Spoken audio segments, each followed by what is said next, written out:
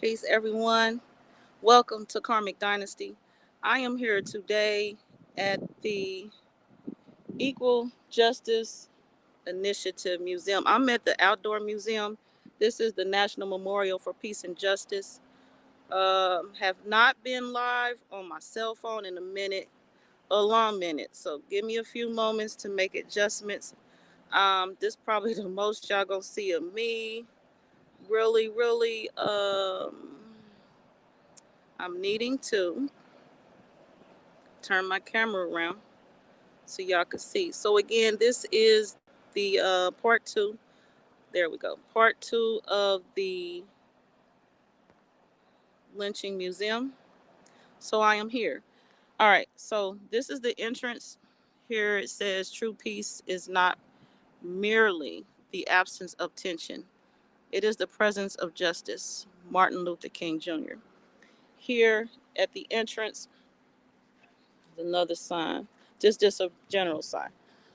So anyway, if you did not get part one, I would suggest going to my platform, Karmic Dynasty. And Cliff Johnson was my studio guest. He was on the panel with me that day. I had videos and pictures to share, and it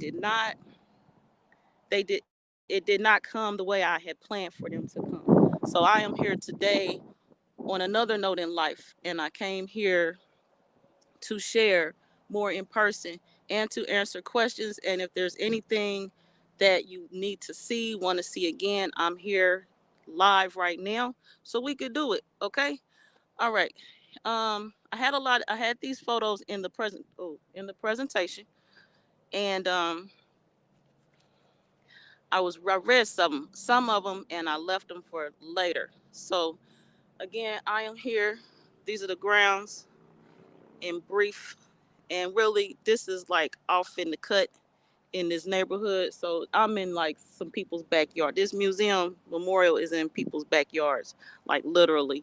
Also, the ticket is $5.50, and that ticket gets you into this museum and the indoor museum, the one ticket price.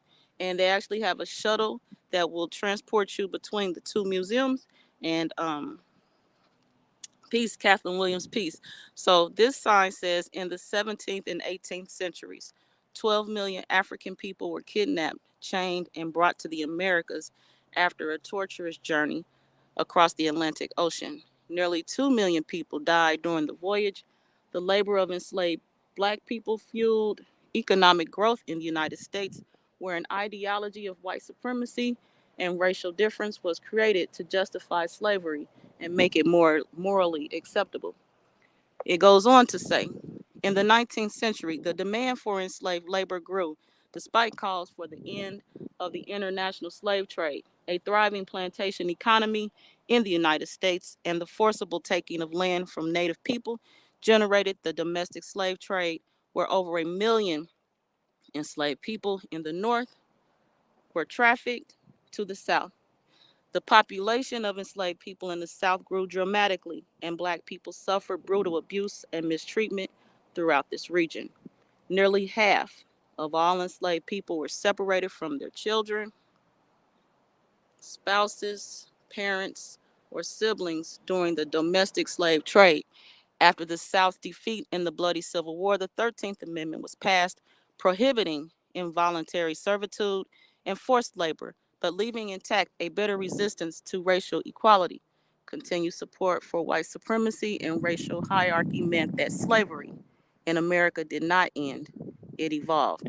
The identity of many white Americans, especially in the South, was grounded in the belief that they were inherently superior to African Americans. Many white people reacted violently to the requirement to treat their former human property as equals and pay for their labor. Plantation owners attacked black people simply for claiming their freedom. In the first 2 years after the war, thousands of black people were murdered for asserting freedom or basic rights, sometimes in attacks by white mobs in communities like Memphis and New Orleans. So, moving forward, this right here, as I mentioned in part one, is what I saw that was a trigger for me. Again, actually saw this yesterday on a Facebook post. Peace, peace, Keisha. Peace from Facebook. Peace to all of you. And I saw this again on Facebook yesterday. And I'm like, dang, I'm going there again tomorrow. And again, I see this post with no caption. This picture's talking about remembering the ancestors. I mean, that's all y'all come on with the post and sharing this right here. Y'all had nothing more to say? Nothing more. Do y'all even know what y'all sharing when y'all posting stuff? For real, for real. These are actual chains used on enslaved people. These are actual chains that they use right here. All right. This other sign, I read it on part one. So go ahead and see that. Here is the memorial. If you missed part one, what's going on here is these are concrete slabs, some type of, I don't know, metal. And it has the names of those recorded lynchings in in a county and state. It's in alphabetical order. I'm gonna go up there and look at those. They're duplicate concrete memorials on the grounds out there laying out, because as you go in here, where I'll go later in a few, it goes up to where you cannot maybe read the names. So they're placed out on the grounds so you can read that there. Um let me read this. From 1877 to 1950. Millions of Black Americans were targeted by racial terror lynchings. Over 4,400 lynchings of African Americans by groups of two to over 10,000 white people have been documented. These lynchings, often conducted in broad daylight and sometimes on the courthouse lawn,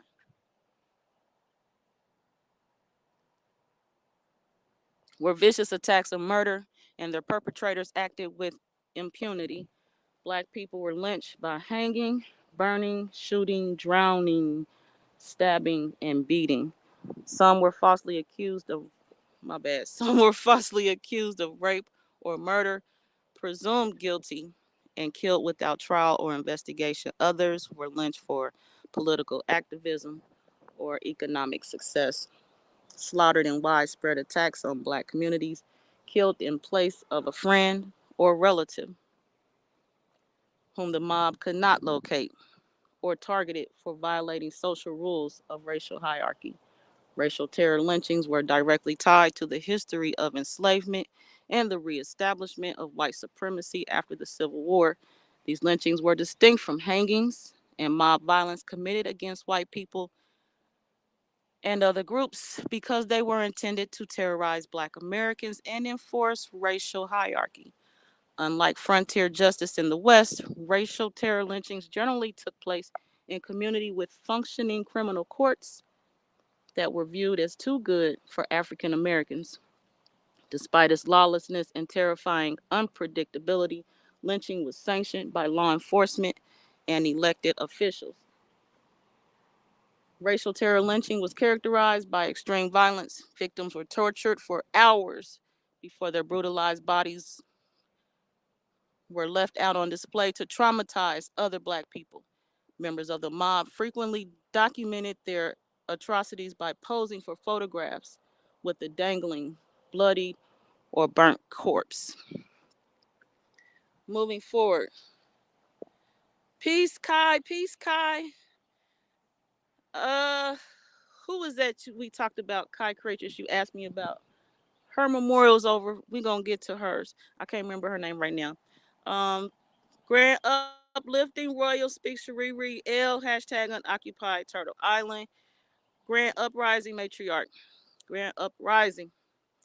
This one says Black lynching victims killed between 1877 and 1950 primarily died in the 12 southern states, with Mississippi, Georgia, and Louisiana among the deadliest. Several hundred additional victims were lynched in other regions, with the highest numbers in Oklahoma, Missouri, Illinois, and West Virginia. Some lynching victims were targeted for their efforts to organize Black communities for political and economic equality. Others were lynched for refusing to address a white man as sir or demanding to be served at the counter in a segregated soda shop. Hundreds were lynched based on accusations of offenses like arson, robbery, non sexual assault, and vagrancy. In a strictly maintained racial caste system, white lives and white property held heightened value, while the lives of black people held little or none. Nearly 25% of African American lynching victims were accused of sexual assault, and nearly 30% were accused of murder. Because African Americans were presumed guilty and dangerous, accusations lodged against them were rarely scrutinized. Nearly all were lynched without an investigation, much less a trial. Efforts to pass federal anti lynching legislation repeatedly failed because of opposition by Southern elected officials. Only 1% of lynchings committed after 1900 led to a criminal conviction. With no protection from the constant threat of death, nearly 6 million black Americans fled the South between 1910 and 1970. Many left behind homes, families, and employment to flee racial terror as traumatized refugees.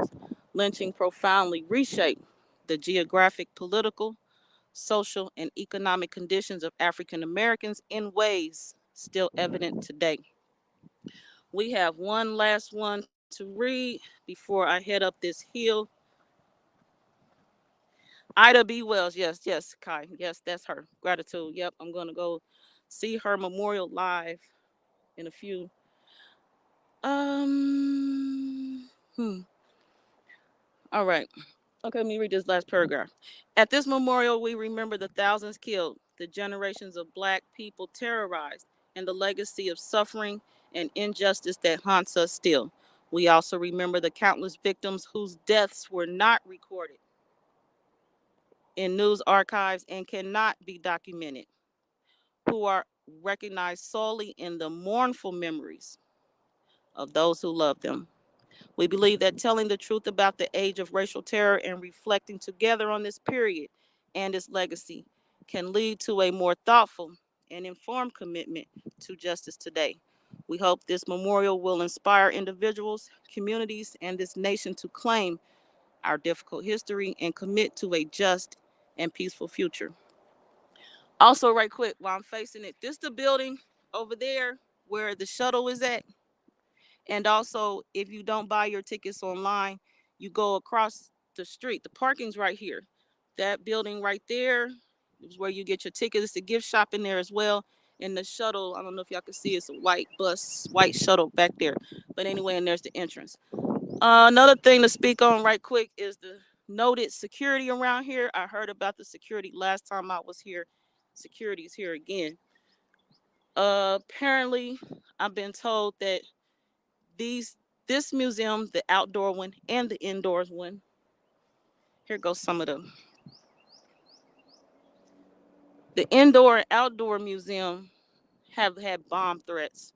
So security is here for that reason as well. Somebody just don't want this place to be here.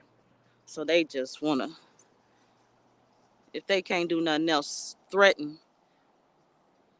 the idea of the existence of this memorial. So again, these, when Cliff Johnson was on, he called these caskets. I think that's what he called them. Today's, I'm going to call them memorials. Okay? So this is a memorial, and these again are in alphabetical order, and they wrap around this space right here. Okay? And the identical are out here, so you can read them clearly. So they start in alphabetical order, and we have here Lamar County, Alabama. And these are the names of those people and dates for those that were lynched.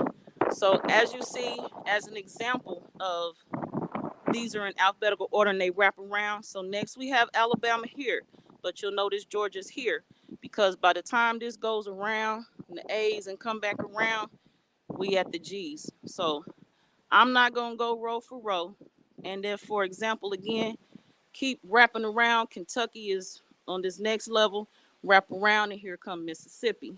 So Mississippi, I've been told, and I have yet to see because I've not walked around through each row. I just walked on the outside last I was here, pressed for time, and will be the same result today.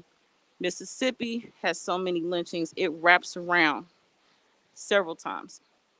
And also in my video, I noticed my videos, and this would be where I noticed the lighting. Let me do one thing at a time. Let me slow down. The lighting was kind of dark. I thought it was me, but it's just dark in here. It depends on where the sun's hitting at. So in part one, I also mentioned these are all the same height, same dimensions. These start out what appears to be on the ground.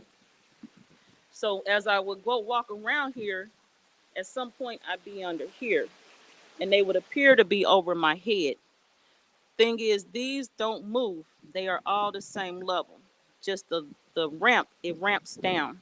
So as you walk around, you're going to go lower and lower, and it's going to get the appearance that they're rising up. And as Cliff mentioned, my guest in the panel, on the panel in part one, he he mentioned that it is said that the idea was to give the idea that of somebody being raised into the lynching, raised during the lynching, and also mention how somebody got to go and pull them down, would have to go pull them down. And sometimes they wouldn't even allow you they to go pull the relative down. They just would hang there. And the Strange Fruit song was also referenced. I played it. Cliff referenced it. I remember Kite Creators referenced it. And I'm gonna go out where some light more at. Um, and I played the Strange Fruit song at the end of that broadcast. Also on here, um, for example, if there, what was it, lynchings on the same day. So this 322, there's 2, 4, 6, 7 on that one day, and this last one is unknown. There were 7 lynchings that day. As I was told last time, you could tell when it was mass lynching because they all had the same date, like this one in Carroll County, Mississippi. They all got the same date, not this top one, but and the road continues over here. So that was a mass lynching in Carroll County, Mississippi on 3/17/1886. Moving forward and around, and apparently there's a whole gate fence over there, so I can't go through there. I gotta walk around. Let me see. And it's really kind of just dark in here altogether. But here you'll see like the how they it's starting to lift. Starting to lift from that's the lifting effect. And so as I go down this ramp, it's more of that effect there. So it just gets appearance of higher and higher because I had to bend over last time. This one is about at my knee with the impression. My bad if y'all can't hear me, because I'm talking and failing to remember my phone's away from me. So yeah, giving the impression that this is getting higher. So right now, this at my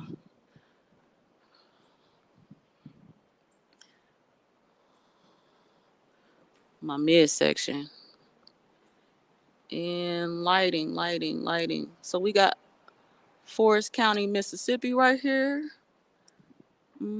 Familiar to me. I would walk right up on that one.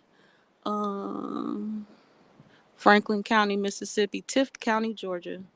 So again, one reason I'm bringing this is because there's a lot of us who would like to know if our relatives went through any type of anguish like this, and the way that we can honor them is to find out. and have their name added to this here. No, last time I was here, I shared stories like this. This one says Charlotte Harris was lynched in Rockingham County, Virginia in 1878 after a white man's barn burned down. Arthur Jordan was lynched in Warrentown, Virginia in 1880 for eloping with a white woman.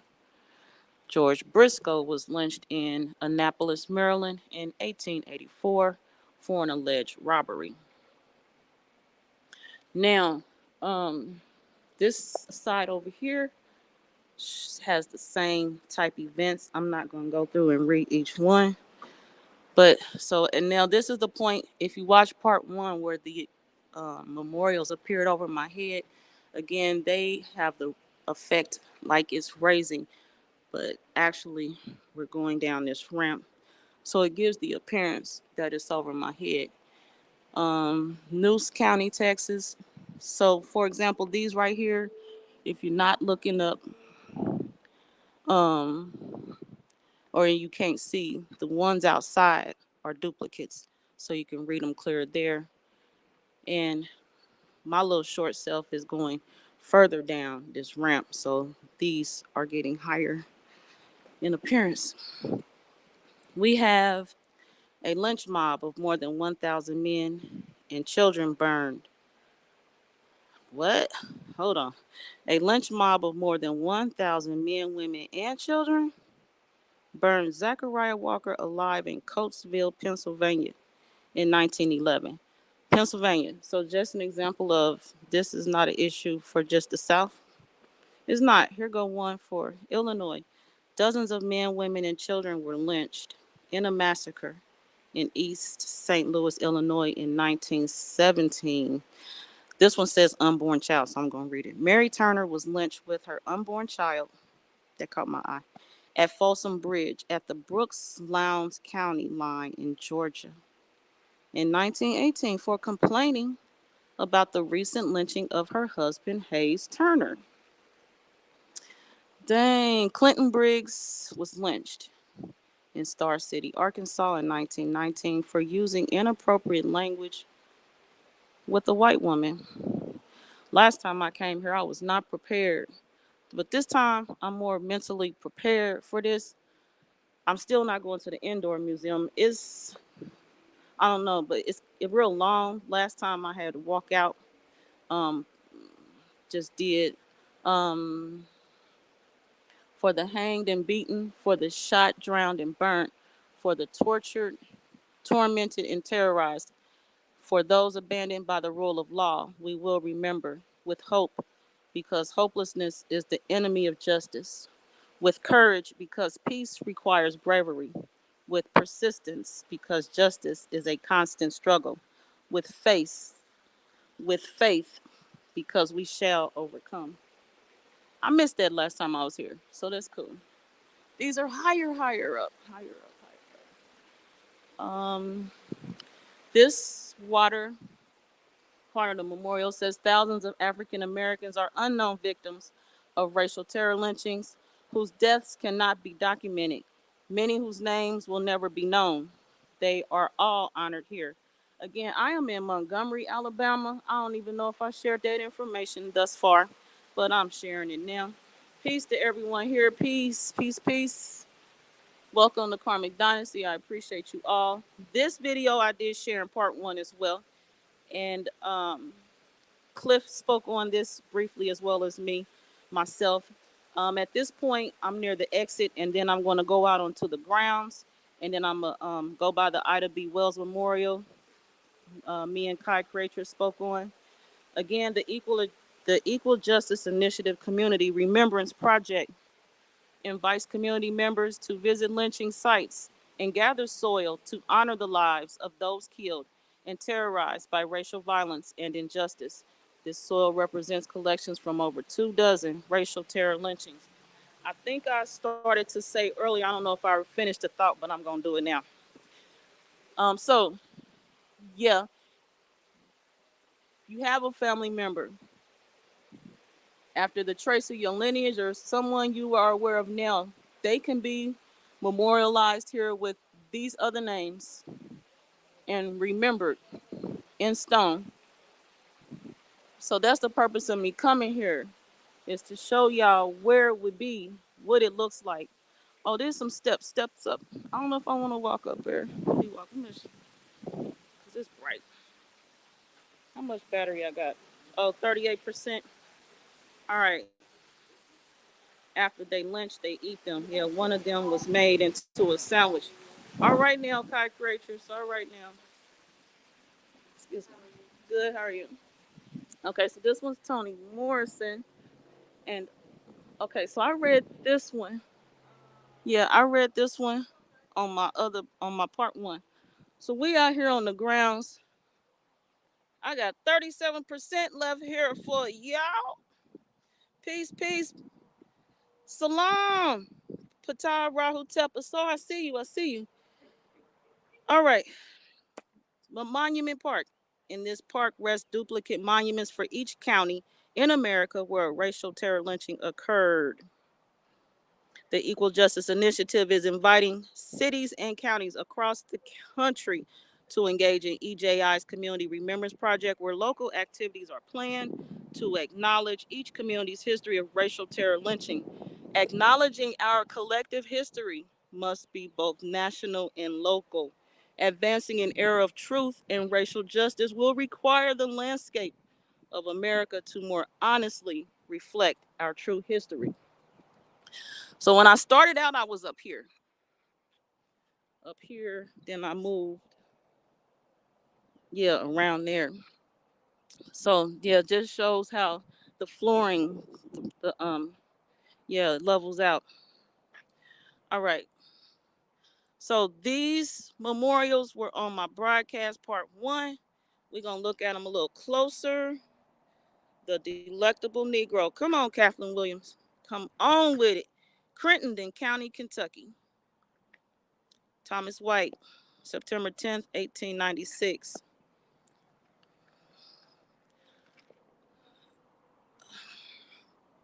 Kentucky. So we got Kentucky over here. And what else over here while I'm walking? South Carolina is in this middle row. And West Virginia has 3. Utah has 1. Pennsylvania has 1. Oklahoma got a few, 5 maybe. Ohio got 1. All this is still South Carolina in the middle row. New York has 1 memorial. Nebraska has 1 county reported lynching. Missouri's got a few. It goes on. Over here we got Alabama in the front row. Limestone County, Alabama. Right here we got Kentucky. Okay, so South Carolina, okay, they're repeating over here too. So these must wrap around like the inside. All right, so Tennessee on that back row. And what was that sound made? It goes. You know, I see that movement right there. Let's see. This column stands in honor of the countless thousands of men, women, and children who are undocumented victims of racial terror and lynching. While we have collected the names, dates, and stories for more than 4,000 racial terror lynchings inscribed in this memorial, the true number of victims is dramatically higher. Many lynchings were unreported and never documented. Although their names and stories may never be known, we remember and mourn all whose lives were lost during the tragic era of racial terror. Again, as I mentioned, this place is like literally in people's backyards. Y'all see them houses? I drove through here, came through here for the second time. First time just caught up. I ain't even noticed. But yeah, it's a church right here. It's a house right here. Security right out here. And the other security over there in that corner. But yeah, this continues and ends a little ways up here. It's beautiful out here. When I came in, they was like, "Oh, be ready for tonight. It's gonna be hot." I'm like, I came for the heat. I came for the heat. Ain't got no problem with the fire. Got no problems. Got none. Beautiful out here. I got this jacket on. Ida B. Wells Memorial Grove. Our country's national crime is lynching. Ida B. Wells. Our country's national crime is lynching. That's what she said. Ida B. Wells. So this is her memorial grove right here. And I shared these images in part one as well. It's beautiful, beautiful, beautiful. Y'all come actually. The indoor museum is state of the art. So I was truly impressed by the technology, by all the efforts to create and give the real life, real time appearance, footsteps, as in walk a mile in my shoes. Footsteps. She pregnant. Another time, a future time, because we near the end. But at the front, there was a pregnant woman in chains. This one, she ain't got them chains on her, but the chains is somewhere else. You know what I mean? Sometimes it's the mental. On multiple occasions in 1955, black women were arrested for challenging Montgomery's law requiring racial segregation on buses. The arrest of Rosa Parks sparked a mass protest that launched the modern civil rights movement and brought to prominence a young pastor named Dr. Martin Luther King Jr. For nearly a year, black people in Montgomery boycotted the buses and challenged racial segregation in court, sustained by the courage of black women who collectively walked thousands of miles to end racial segregation in public transportation. You are standing. They talking to me. They talking to us because we all here together. You are standing in the neighborhood where modern civil rights activism in America was born. Dana King, guided by justice. Yes. Um, it was something I was gonna say. I don't remember. Oh, Rosa Parks. Yeah, there goes security right there. Rosa Parks. What they doing over there? Rosa Parks. I got a picture in further up. There's the bus stop where she was standing at. There's a memorial to her there, and I got that. I'll share that in part three.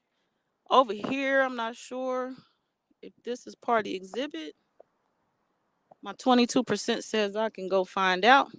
I don't remember that being here last time. Maybe I was caught up, you know what I mean? Emotional, near tears, near tears. This the backside of the inside I was just in. One side, I ain't gonna say the backside, us side. This is a ramp. All right, my 22% say I'm going down this hill today. I don't remember this being here. I don't remember that being here. Either way, it's still beautiful out here. It's beautiful out here.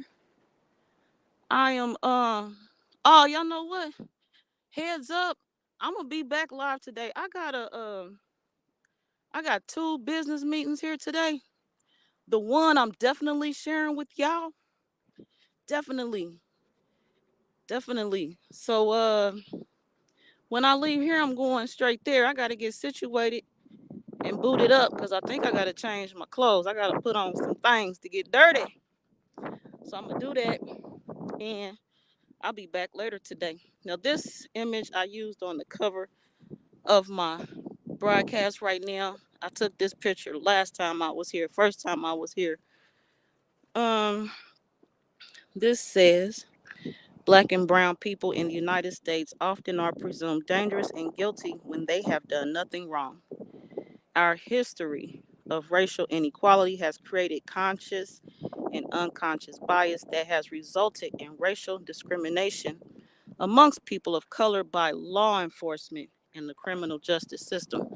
Police shootings of unarmed men and women and children, racially biased, and excessive sentencing of people convicted of crimes and abusive prison conditions make mass incarceration a dominant issue for the poor and people of color. Hank Willis Thomas, Raise Up, 2016. So we got security still over here. They ain't going nowhere.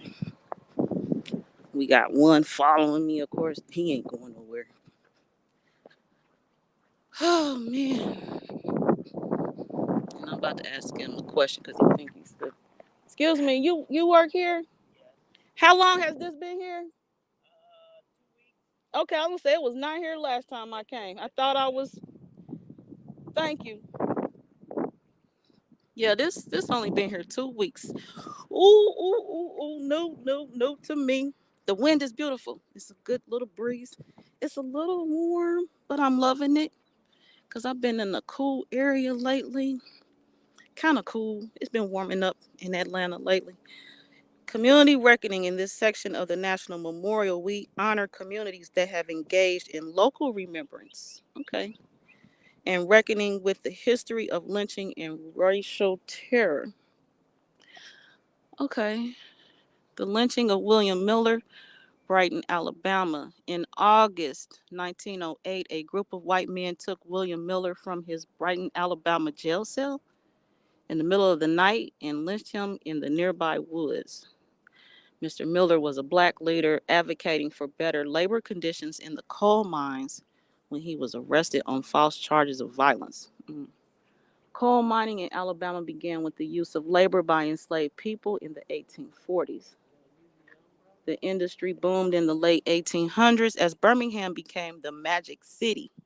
But after slavery was abolished, coal companies' success depended on the labor of black workers forced into bondage through convict leasing, a notorious scheme where tens of thousands of black people were arrested for trivial offenses and then leased. I don't know if y'all can see the word leased to private companies who worked them mercilessly. Did I say that right? Mercilessly. In Jefferson County, leased prisoners and poorly paid black miners posed a threat to white laborers seeking higher pay, and there were efforts to organize labor unions. Despite the workers' common interest, the sight of formerly enslaved people challenging labor practices represented a threat to the existing racial hierarchy that many white people would not tolerate. Mr. Miller's lynchings was an act of racial terror intended to discourage challenges to the existing racial order in Alabama's industrial and agricultural economies. Jefferson County, Alabama, 2015.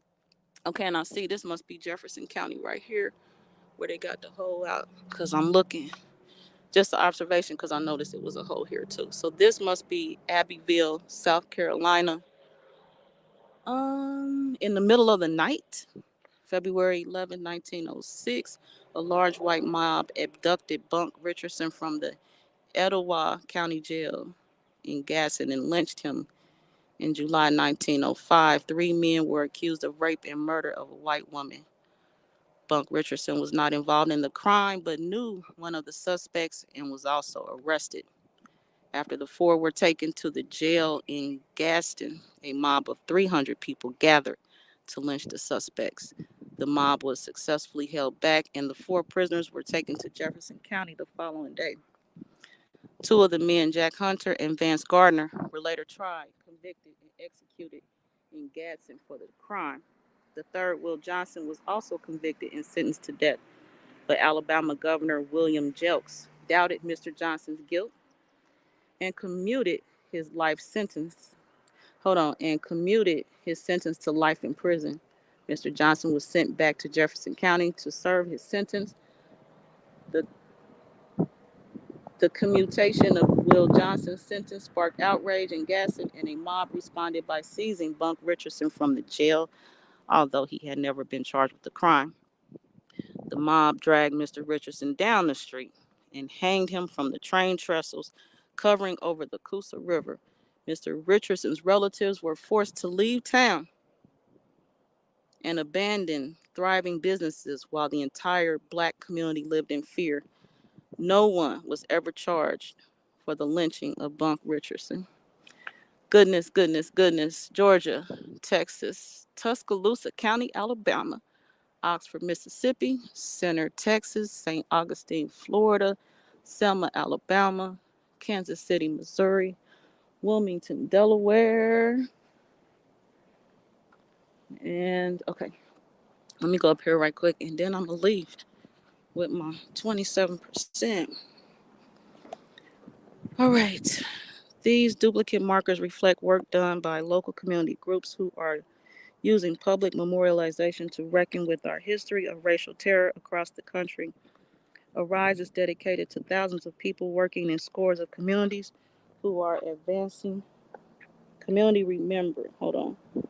Let me start. Arise is dedicated to thousands of people working in scores of communities who are advancing community remembrance work related to the history of lynching. The sculpture celebrates truth telling at the local level and the power of advancing justice through public history. The models are all descendants of lynching victims in America. All right, so I'm talking to somebody whose relative is memorialized here, and these are models of descendants of lynching victims in America. So I wonder if these people like brought the soil to be placed in a jar, that's inside the indoor museum. But the museum knows about them for them to be models. So this would happen when people come forth. You might end up part of a display of for your people. Yeah. All right. I didn't see him working. All right. Definitely moving forward. Getting out of here. Still beautiful.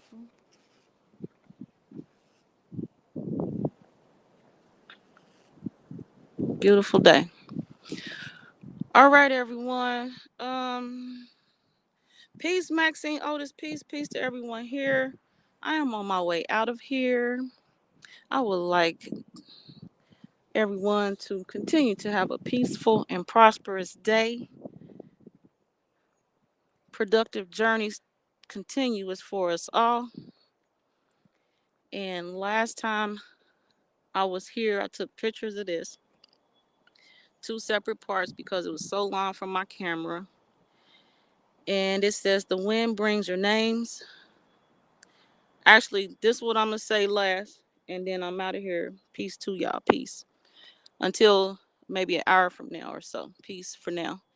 The wind brings your names. We will never dissever your names, nor your shadows beneath each branch and tree. The truth comes in on the wind, is carried by water. There is such a thing as truth. Tell us how you got over. Say soul, look back in wonder. Your names were never lost. Each name a holy word. The rocks cry out. Call out each name to sanctify this place. Sounds in human voices, silver or soil, a moan, a sorrow song, a king, a cackle, harmony, a hymnal, handbook chart, a sacred text, a stomp, an exhortation. Ancestors, you will find us still in cages, despised and disciplined. You will find us still misnamed. Here you will find us despite. You will not find us extinct. You will find us here memoried and storied. You will find us here mighty. You will find us here divine. You will find us where you left us, but not as you left us. Here you endure and are luminous. You are not lost to us. The wind carries sorrows, sighs, and shouts. The wind brings everything. Nothing is lost.